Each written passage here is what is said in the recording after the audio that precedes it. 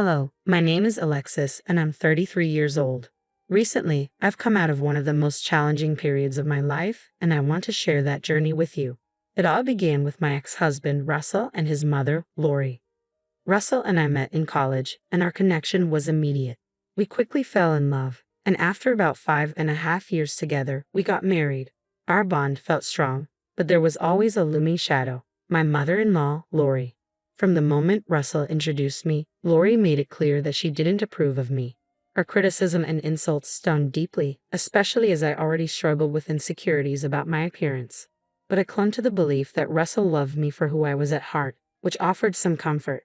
3 years into our marriage, I decided to leave my job and start a business with my best friend. It was a big risk, but Russell supported my decision. At first, things were slow, but our business grew steadily and soon became very successful, allowing us to live a comfortable life. However, Lori's attitude toward me never changed. She dismissed my achievements and even accused me of overshadowing her son. Russell's silence during her constant tirades only deepened the strain in our relationship, leading to frequent arguments. I felt utterly alone, as though he never defended me, which created an ever-widening gap between us. Things took a darker turn when I stumbled across messages between Lori and Russell. She had been trying to set him up with other women, and to my horror, I found derogatory comments about me in those texts. At first, Russell resisted her attempts, but over time, I noticed that he began to show interest in the women she was suggesting. The discovery shattered my trust in him, leaving me hurt and questioning everything about our relationship. I knew I had to confront Russell about what I'd found, and I planned to do so the next day after work. But fate had other plans. That morning, on my way to work, everything changed. The next thing I remember is waking up in a hospital bed, surrounded by the sound of beeping machines and the concerned faces of nurses. My head throbbed and an overwhelming thirst took over, yet my body felt weak. I managed to ask for some water, and after quenching my thirst, I tried to rest, hoping that sleep might ease the pounding headache. As I shifted in bed, I suddenly realized with shock that my legs wouldn't move. At first, confusion clouded my thoughts, but panic quickly set in. I called for a nurse, explaining that I couldn't feel my legs. The nurse immediately notified the doctor, who rushed in to run tests and assess my condition. Just as the tension in the room was rising, Russell entered, his concern etched deeply on his face. He tried to make sense of the situation, hovering as the doctor continued the evaluation. After several tests, the doctor delivered the devastating news: I was paralyzed. Russell, visibly overwhelmed, quietly left the room, likely trying to process what he had just heard. Alone, I struggled to come to terms with this life-altering reality. Sensing my inner turmoil, the doctor advised me to rest and reassured me, despite my protests, that sleep was impossible with so much on my mind. He explained that the medication would help me relax and that, despite the severity of my spinal injury, there was still hope for recovery. The progress, however, would be slow and require intense effort. It was a lot to take in, but that small sliver of hope made a difference. Understanding the challenge that lay ahead, I made a quiet vow to fight for my recovery. The doctor stressed the importance of proper nutrition and rest, not only for my paralysis but also for the other injuries I had sustained. His words gave me a thread of hope, enough to ignite a fire of determination within me. After the doctor left, the nurses filled me in on the details of the accident. I had been broadsided at an intersection, which caused my car to crash and left me with severe injuries, including spinal cord damage, a broken collarbone, and facial bruises. To my shock, I learned I had been in a coma for 2 weeks. The accident had been caused by a drunk driver who had been arrested shortly after. Anger and frustration bubbled up, but knowing that justice was being served gave me a small measure of comfort. After eating a small meal and taking the medication the doctor had prescribed, I soon fell into a deep sleep. When I woke up the next day, the room was quiet, save for the steady hum of the medical equipment. That's when I noticed my mother, sitting in a chair nearby, resting her eyes. I called out softly, and my voice startled her awake.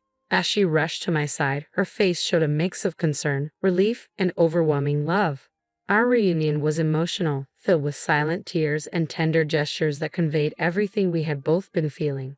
In that moment, my mother's presence became a profound source of comfort, reminding me of the strength and support I had in my fight to recover. Alongside that comfort came a mix of guilt and gratitude. I felt guilty for the worry I had caused, but incredibly grateful that she was there by my side. I felt an immense relief to still be here, fighting through the aftermath of everything I had endured. Holding my mom's hand, I turned the focus to her well-being, asking how she was holding up. She smiled softly, giving me that familiar, motherly response, putting my pain before hers. Though she was relieved that the medication was sparing me from the worst of the pain, I could hear the fear in her voice. Despite her efforts to stay strong, her concern for my future was undeniable, and it struck a deep chord within me. I tried to reassure her, promising to be cautious and careful in my recovery, but her reflections on the unfairness of my situation brought to light just how random and cruel life's challenges can be. Our conversation shifted to talk of recovery. Though the path ahead was uncertain, we clung to hope. My mom's unwavering support, regardless of what the future held, was a source of immense strength for me. Yet when Russell's name came up, a shadow darkened the moment. Since the accident, and especially after the news of my paralysis, his absence had been glaring. His lack of presence was a painful void I couldn't ignore. My mom, just as puzzled and concerned as I was, promised to reach out to him. Her protective instincts kicked in, determined to find out why he hadn't been there when I needed him the most. As sleep began to overtake me again, I was overwhelmed by a sense of loss and betrayal. Russell's brief interaction before the diagnosis, followed by his sudden disappearance, left me questioning his commitment and whether I could count on him to support me through this ordeal. When I woke up, the scene that greeted me was tense. My mother was on the phone, her voice sharp and filled with demand. It was clear she was talking to Russell. The pounding in my head returned as the medication wore off, leaving me fully aware of the pain I was in. But even through the physical pain, the emotional sting of his absence hurt just as much, if not more. I quickly summoned a nurse who administered the necessary medication to ease my discomfort. Once the pain subsided, curiosity got the better of me, and I asked my mother about the heated conversation I had overheard. At first, she tried to brush off my concern, clearly distressed, but I could sense there was more to the story. With a little more coaxing, she revealed the truth. She had been arguing with Russell. Russell, it turned out, had been spending time with friends and had barely visited me during the 2 weeks I was in a coma.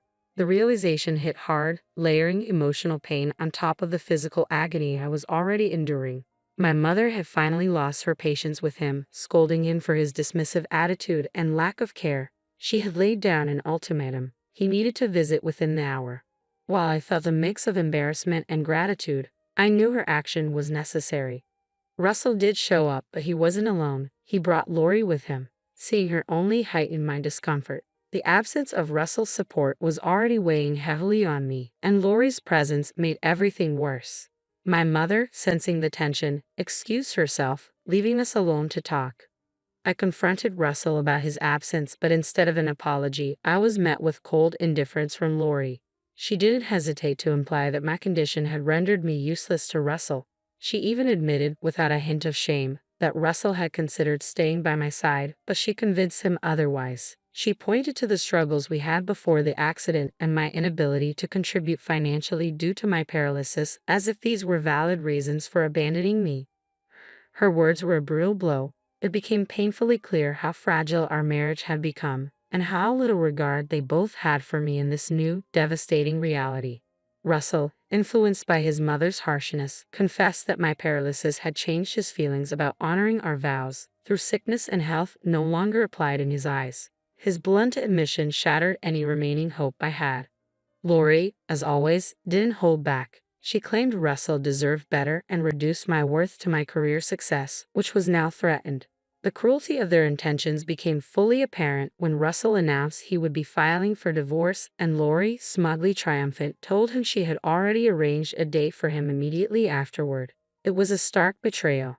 As they left, abandoning me when I needed them most, I was left reeling, grappling with the devastating reality of their abandonment. My mom returned shortly after, and her presence brought me a small measure of comfort.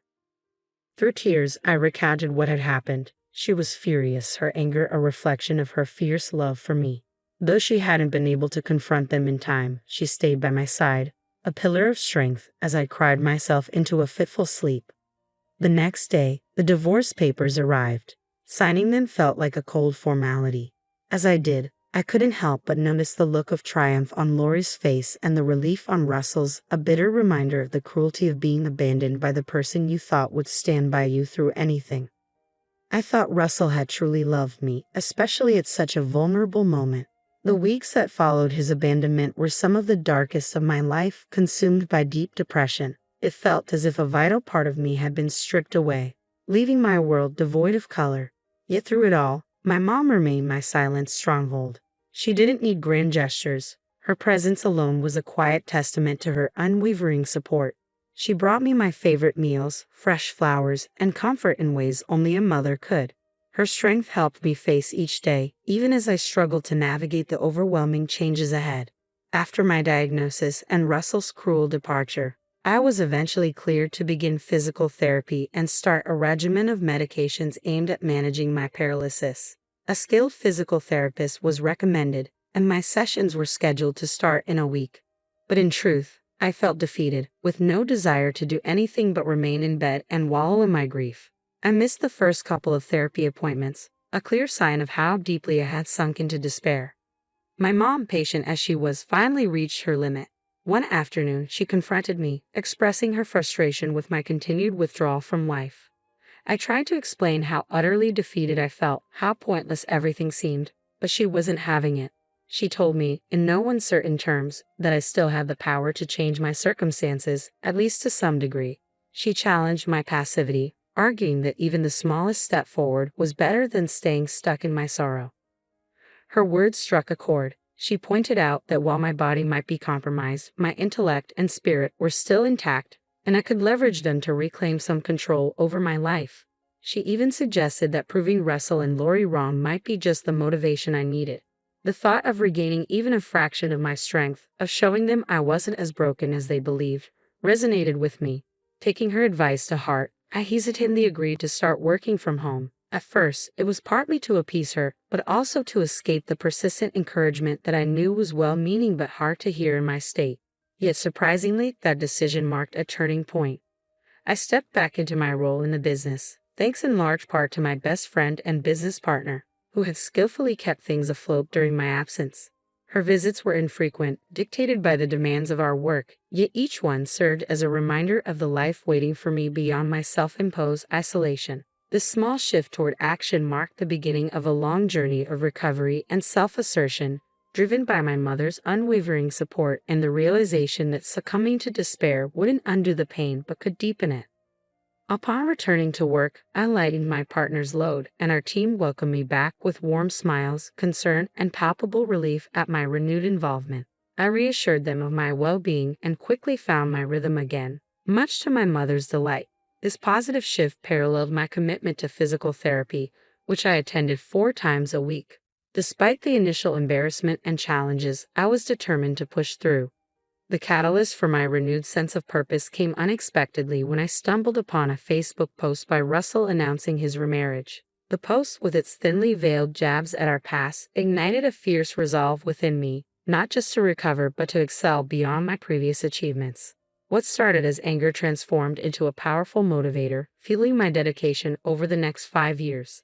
The journey was far from easy. The first 3 years were dedicated to regaining my ability to walk, a milestone I celebrated with the help of a cane. The following 5 years were focused on driving my business to significant success and recognition, a testament to my hard work and determination.